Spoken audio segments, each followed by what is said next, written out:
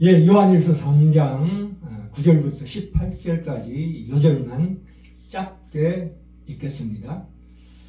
그 형제를 사랑치 아니하는 자는 하나님께 속하지 아니하니라. 우리가 형제를 사랑함으로 사망에서 옮겨 생명, 영생으로 들어간 줄을 알거니와 사랑치 아니하는 자는 사망에 거하느니라. 그가 우리를 위하여 목숨을 버리셨으니 우리가 이로써 사랑을 알고 우리도 형제들을 위하여 목숨을 버리는 것이 마땅하니라. 누가 이 세상의 재물을 가지고 형제의 궁핍함을 보고도 도와줄 마음을 막으면 하나님의 사랑이 어찌 그 속에 거할까 보냐. 말씀이 여기서 나오는 모든 현재 동사, 현재 완료 동사를 쓰고 있습니다. 그러니까 이것이 무슨 말씀이냐 하면 현재 벌써 이루어진 것처럼 표현하는 어투를 쓰고 있는데요. 구약의 선지서에도 이런 어투가 많습니다. 말하자면 영적으로 우리에게 마치 장성한 사람에게 말하는 것처럼 이렇게 말씀하고 있습니다. 그리스도께서 성령으로 지켜주시는 각자 그 분량만큼의 새 사람을 가리키고 있습니다. 우리가 알기 쉽게 우리가 이제 세상의 심리학의 용어 나르시시즘이라는 단어가 있는데요. 이 나르시시즘이라는 것은 인간 누구나 가지고 있습니다. 나르시시즘이라는 게 뭐냐 하면 자기애라고 번역합니다. 자기애.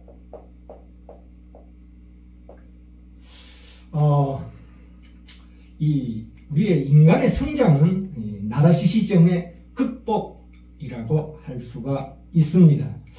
이 나르시시즘이라는 것은 자기 육체를 볼 때 이성의 육체를 보듯이 스스로 쾌감을 느끼는 심리를 말합니다. 이 말은 수순화가 된 그리스 신화의 미소년 나르키소스에 대한 이야기입니다. 그리스 신화는 그 세상과 인간의 이치를 의인화한 말하자면 막장 드라마 같은 것이죠. 그렇게 보면은 이 나르키소스가 날마다 물에 비친 자기 모습을 바라보고 자신에 대한 사랑으로 애태우고 괴로워하다가 샘물가에서 스스로 삶을 마감하는 이야기입니다. 이 나르키소스 이야기는 타인에 대한 거만한 태도, 자신의 아름다움에 대한 오만한 자신감, 또 자기 자신에 대한 사랑의 열망 등이 함축되어 있는 이야기입니다. 요한일서 4장 20절에 보시면 누구든지 하나님을 사랑하느라 하고 그 형제를 미워하면 이는 거짓말하는 자니 보는 바 그 형제를 사랑치 아니하는 자가 보지 못하는 바 하나님을 사랑할 수가 없느니라 이런 말씀이 나오는데요. 이 나르키소스의 자기애라는 것은 배타적인 이기적인 성향의 사람들을 부정적으로 표현할 때 쓰는 단어입니다.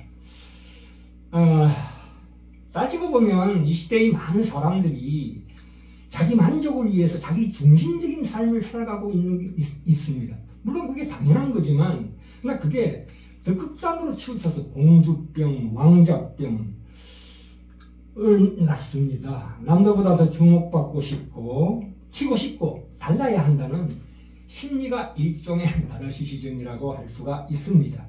이 나르시시즘은 사실은 인격의 미성숙한 상태를 얘기하고 있는 것입니다. 그러니까 이 사랑하는 마음이 타인, 상대방, 너를 향하지 못하고 자기 자신에게만 머물러있는 상태를 얘기하는 것입니다. 이런 사람은 자신이 늘 관심의 대상이 되어야 한다는 강박관념을 가지고 있습니다.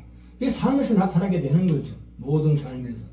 그러나 이 나르시시즘은 또 다른 긍정적인 면이 있는데요.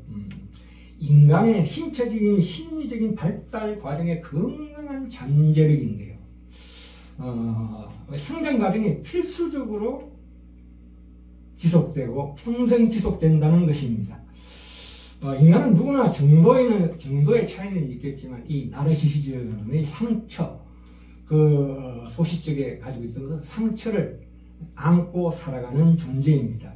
성인이 되어서 늘 정서적으로 외롭고 불안하고 두려워하는 상태에 놓일 수가 있습니다. 그래서 우리가 사랑이 필요하다 이 얘기입니다. 현실적으로 연인 간의 사랑이 꼭 필요하다고 보는데요. 근데 이 사랑을 우리가 생물학적 심리적 본성으로, 그러니까 신경물질의 호르몬 분비로 설명하려는 이론이 있습니다. 아까는 신화라는 걸로 예를 들었는데요. 그 신화와 쌍벽을 이루는 오늘날의 과학과 의학을 예로 들어보자면 사랑을 우리 두뇌의 화학작용으로 본다면 사랑의 각 단계마다 말하자면 신경전달물질과 호르몬이 분비된다는 이론입니다. 사랑의 감정의 변화는 당연하다 그 뜻입니다. 그래서 이 호감기가 있습니다. 이 호감기에는 도파민이 분출된다 이거. 그래서 상대방에게 호감을 느끼는 첫 단계가 있고, 두 번째는 열정기가 있어요. 페닐에틸아민이라는 호르몬이 발생됨으로 말미암아 열정기에 접어들게 됩니다. 그리고 그게 또 도가 지나쳐서 짝짓기 때가 되는 옥시토신이라는 호르몬이 나오게 됩니다. 그리하여 안정기에 들어가면 엔돌핀이 나오게 되죠. 이 보통 이때쯤에 결혼을 하게 됩니다. 그런데 그로부터 18개월에서 30개월 사이, 길어봐야 3년 이내에 이 남녀 간의 가슴 뛰는 사랑이 완전히 날아가 버리는 시기가 오면 그게 쇠퇴기입니다. 자, 고린도전서 13장을 볼까요? 13장에 보시면 사랑에 대한 정의 중 첫 번째 덕목이 뭐라고 나옵니까? 사랑은 오래 참고 라고 나옵니다. 왜 오래 참아야 될까요? 바로 이 쇠퇴기, 다시 말해서 진정한 사랑의 시작이 이 쇠퇴기부터 시작되는 거예요. 사실은 그때 올 때 오래 참아라 이거예요. 이게 안 오는데 오래 참아라는 말씀이 나올 리가 없죠. 그래서 사랑의 가장 큰 정의 중에 가장 첫 번째 덕목이 오래 참는 거예요. Love is long suffering. 사랑은 고통이다. 이런 뜻입니다. 오늘 제목이 사랑의 기술인데요. 우리가 기술이라는 단어의 본질은 스포츠에서는 말하자면 몸을 다스리는 방법을 기술이라고 합니다. 그러나 이 기독교 성경에서는 이 기술이라는 단어를 어떻게 쓰냐면 그 어떤 수단이나 도구의 개념이 아니라 하나님의 계시의 한 방식입니다. 하나님께서 스스로를 드러내시는 그 실제성을 드러내는 특별한 방식을 기술이라고 합니다. 이를테면 구약에서 하나님께서 성막을 만들려고 하신 것이 우리에게는 하나님의 임재 방식이 된 것과 같습니다. 그게 하나님의 기술이죠. 말하자면 하나님의 실제성을 드러내는, 본질은 아닌데 그 실제성을 드러내는 하나의 기술이 된다 이거예요. 그래서 보이지 않는 하나님이 보이는 존재, 즉 성막으로 자신을 이끌어내는 것이 기술입니다. 그래서 영원한 예수 그리스도께서 영원성이 이 시간 안으로 오시기 위해서 자신을 부정하시고 인간으로 오셨습니다. 예수는 영원하신 하나님의 기술이십니다. 그게 바로 하나님의 계시죠. 그런데 이 연인 간의 사랑에서 반드시 고통이 따른다고 말씀드렸습니다. 이 사랑하면서 생기는 고통이라는 것은 하나의 그 사랑을 목적이나 수단으로 이용하기 때문에 주어지는 것입니다. 무슨 얘기냐면 내가 상대를 사랑하는 것이 아니고, 너를 사랑하는 것이 아니고, 내가 상대에게 사랑이라는 그 이름으로 나 자신의 어떤 감정이나 성격이나 취향이나 도덕적 가치관이나 자기 세계관을 상대방에게 부여하려고 하는 가운데 생겨나는 두 사람 간의 그 영혼의 불일치가 일어나서 그게 바로 고통으로 다가온다는 사실입니다. 에베소서 5장 가볼까요? 계속 읽는 말씀인데, 그 이름으로 사람이 부모를 떠나 그 아내와 합하여 그들이 한 육체가 될지니 이 비밀이 그로다 내가 그리스도와 교회에 대해 말하노라 이렇게 말씀하고 있습니다. 이 결혼제도라는 것은 결국 연인의 사랑이 결혼으로 올인하게 되는데요. 이 결혼제도는 연인의 사랑을 통해 완성될 수 없는 사랑을 오로지 하나님과의 관계에서 이룰 수 있음을 가리키는 제도입니다.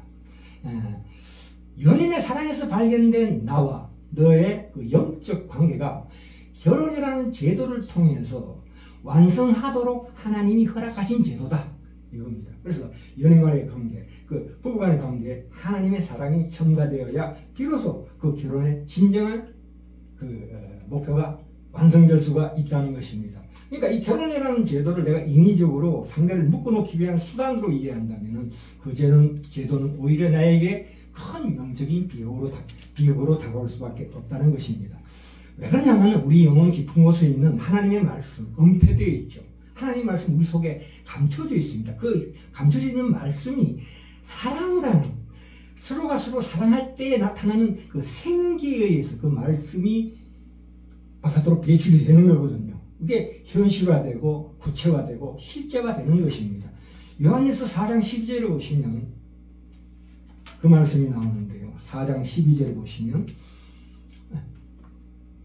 어느 때는 하나님을 본 사람이 없으되 만일 우리가 서로 사랑하면 하나님이 우리 안에 거하시고 그의 사랑이 우리 안에 온전히 이루느니라. 이 단계가 굉장히 아주 깊죠. 어느 때는 하나님을 본 사람이 없으되, 그렇죠. 어떻게 하나님을 어떻게 봅니까? 하나님을 어떻게 느낄 수가 있습니까? 그러나 만일 우리가 서로 사랑하면 하나님 우리 안에 거하시고 그의 사랑이 우리 안에 온전히 이루느니라. 그렇죠. 연인의 사랑이라는 것은 인간 영혼이 하나님을 본질적으로 인간이 얼마나 하나님의 사랑을 갈구하고 있는가를 보여주는 가장 중요한 현실적인 구체적인 상황입니다. 인간이 하나님을 진심으로 사랑하는 것이나 사실 연인 간의 사랑과 내용적으로는 별 차이가 없습니다. 둘 다 에로스예요. 에로스. 인간이 신을 사랑하는 것은 그것이 아무리 고상하게 보여도 자기를 중심으로 신을 바라는 에로스의 뿌리를 두고 있는 것처럼 연인의 사랑 역시 자기를 위한 사랑이 될 수밖에 없죠. 그러나 여기서 가장 중요한 핵심은 뭐냐면 그럼에도 불구하고 그 에로스로 인해서 우리 영혼 깊은 곳에서 은폐되어 있는 그 말씀이 우리 언어로 우리 밖으로 나타나면서 인생의 중요한 아가페적인 하나님이 원하시는 진정한 사랑의 아가페적인 동기가 발생할 수밖에 없다. 촉발되는 계기가 바로 남녀간의 사랑, 그 결혼에서 발생이 된다. 이런 뜻입니다. 그러니까 얼마나 이 결혼이 중요합니까? 이 신을 사랑한다는 구실로 인간의 사랑을 경홀히 여기는 건 옳지 않습니다. 냉정하게 우리 객관적으로 바라보자면 인간이 인간을 사랑하는 것은 인간 자체가 목적이 아니라 그 안에 있는 하나님의 실제성 때문이고, 인간이 하나님을 사랑하는 것은 사실은 하나님 자체가 목적이 아니라 그 안에 있는 인간의 실제성 때문입니다. 그러므로 두 가지가 하나가 될 수밖에 없다 이거예요. 하나님이 없는 인간 사랑은 인간을 동물로 만듭니다. 그렇죠? 또 인간의 실제성 없는 하나님을 향한 사랑은 인간을 관념으로만 사는 그 우리 서양의 미술에 보면 나오지요. 천사. 인간은 천사가 되지요. 그러니까 인간은 동물도 아니고 천사도 아니에요. 인간이라는 존재는 뭐냐면 하나님과 이 세계 사이에 놓여 있는 하나님과 세상 사이에서 우리가 존재의 의미와 가치를 알고 살아가는 존재라고 창세기 1장 27절 28절에 나오죠. 하나님이 자기 형상 곧 하나님의 형상대로 사람을 창조하시되 남자와 여자를 창조하시고 하나님이 그들에게 복을 주어 하늘과 땅과 바다의 모든 생물을 다스리라 하시니라. 이렇게 말씀하고 있습니다. 결론적으로 이웃. 특히 부부는 인간의 실제성에서 두 개의 실제성이다. 서로 통합될 수도 없고 그렇다고 완전 분리될 수도 없는, 우리가 항상 말씀드리지만 우리 몸에 팔이 두 개인 것처럼 하나님의 사랑과 인간의 사랑이 우리에게 두 개로 주어져 있다. 만약 이 중에서 어느 한쪽을 취사 선택한다면 우리 영혼은 불가피하게 한쪽으로 기울어지게 되어서 그 하나님의 실제성과 인간의 실제성을 잃어버리는 독선적으로 왜곡되게 된다는 오늘 제목의 뜻입니다.